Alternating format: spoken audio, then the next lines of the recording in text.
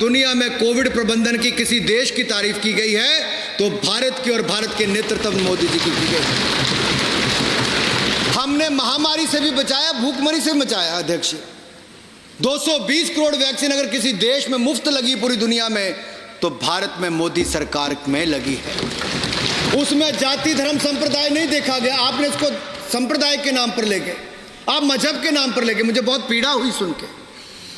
हमारी सरकार में तो सबका साथ सबका विकास सोचा जाता है। हमने कभी ये नहीं कहा। आप एक कोई इंसिडेंट बताइए, अगर 4 करोड़ पक्के मकान मिले, 12 करोड़ शौचालय बने, 10 करोड़ बहनों को रसोई गैस का सिलेंडर मिला, 13 करोड़ घरों को नल से जल मिला, 80 करोड़ गरीबों को अनाज मुफ्त में मिल रहा है और अगले 5 साल की गारंटी भी मोदी की गारंटी में मिलने। माननीय वाइस चेयरमैन मैडम, इतना ही कहना चाहता हूं, हमने तो सबका साथ सबका विकास के साथ काम किया। आप बिल्कुल इसमें ना जाइए। यहां पे भी जितनों को सर्टिफिकेट मिल, आपने कहा सर रिकॉर्ड चेक कराइए। आपने मजहबी रूप देने की बात कही है, आपने मजहबी रूप देने की बात कही। आपने कोविड में मैंने कहा कोविड के समय भी अगर किसी रिपोर्टर की मृत्यु भी हुई तो उसको 5 लाख रुपए मदद देने का काम मोदी सरकार के समय हुआ। आपने कहा अखबारों को जिंदा रखना चाहिए। मैंने कहा जिंदा के लिए हमने बढ़ाने का काम, रिकॉर्ड रजिस्ट्रेशन हम लोग ऑनलाइन कर रहे हैं और बाकी कर रहे हैं। आपने कहा 1120 रुपए का सिलेंडर, आप गलत कह रहे हैं।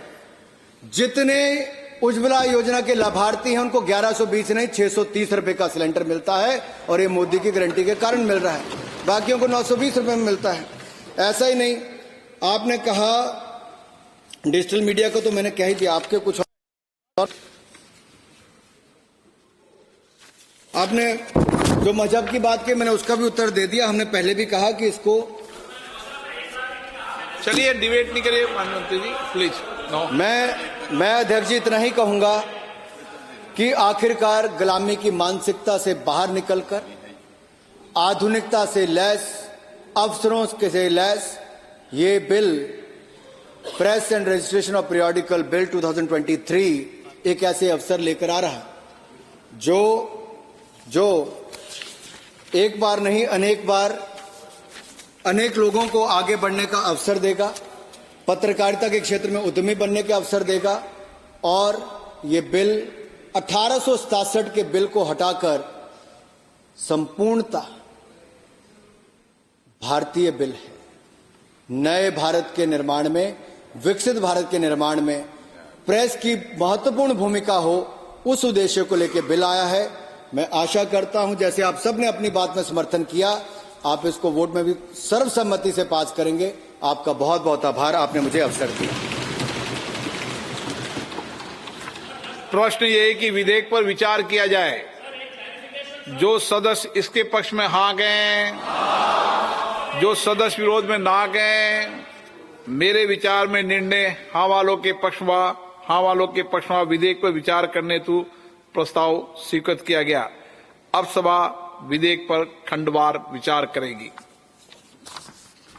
प्रश्न खंड 2 से 22 विधेयक का अंग बने। जो सदस्य इसके पक्ष में हाँ गए, जो सदस्य विरोध में ना गए, मेरे विचार में निर्णय हाँ वालों के पक्ष में खंड 2 से 22 विधेयक का अंग बना। प्रश्न ये कि खंड 1 अधिनियम सूत्र और विधेयक का पूरा नाम विधेयक का अंग बने। जो सदस्य इसके पक्ष में हाँ गए, जो सदस्य विरोध में ना गए, मेरे विचार में निर्णय हाँ वालों के पक्ष में खंड 1 अधिनियम सूत्र और विधेयक का पूरा नाम विधेयक का अंग बने। मंत्री जी अब प्रस्ताव करें कि विधेयक को पारित किया जाए। Honourable speaker sir, with your permission I rise to move that the bill to provide for press and registration of periodicals and matters connected therewith be taken into consideration, sir. प्रश्न है कि विधेयक को पारित किया जाए। To be passed. प्रश्न है कि विधेयक को पारित किया जाए। जो सदस्य इसके पक्ष में हाँ गए, जो सदस्य विरोध में ना गए, मेरे विचार में निर्णय हाँ वालों के पक्ष में प्रस्ताव स्वीकृत हुआ, विधेयक पारित हुआ।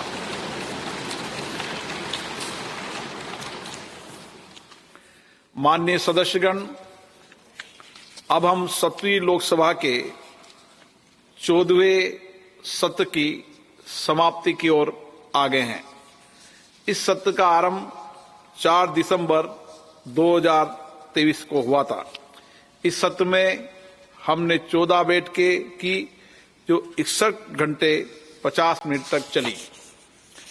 सत्र के दौरान कुल 12 सरकारी विधेयक लोकसभा में पुनर्स्थापित किए गए।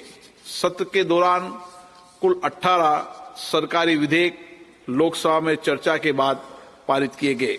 सभा द्वारा पारित किए गए कुछ महत्वपूर्ण विधेयक इस तरीके से हैं।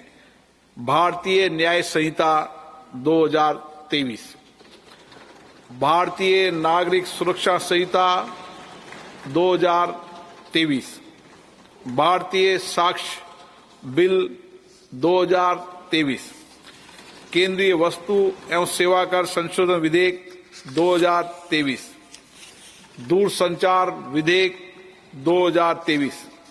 सत्र के दौरान 12 दिसंबर 2023 को वर्ष 2023-24 के लिए अनुदानों की पूरक मांगे तथा वर्ष 2020-21 के लिए अनुदानों की एक्सेस मांगों पर मतदान द्वारा उन्हें पारित किया गया। सत्र के दौरान कुल 55 तारांकित प्रश्न पूछे गए। सत्र के दौरान नियम 377 के अधीन कुल 265 मामले उठाए गए। शून्यकाल के दौरान कुल 182 मामले उठाए गए। सत्र के दौरान लोकसभा विभागों से संबद्ध स्थायी समिति के 35 प्रतिवेदन सभा में प्रस्तुत किए गए। इस सत्र के दौरान निर्देश 73 के अधीन सभा में 33 वक्तव्य दिए गए।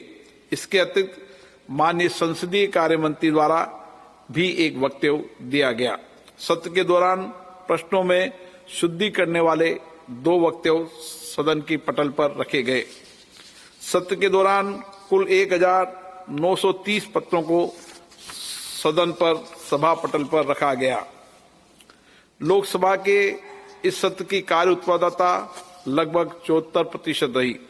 माननीय सदस्यगण दिनांक 18 दिसंबर 2023 को श्रीलंका की संसद के अध्यक्ष के नेतृत्व में वहां के संसदीय शिष्टमंडल का सभा ने स्वागत किया।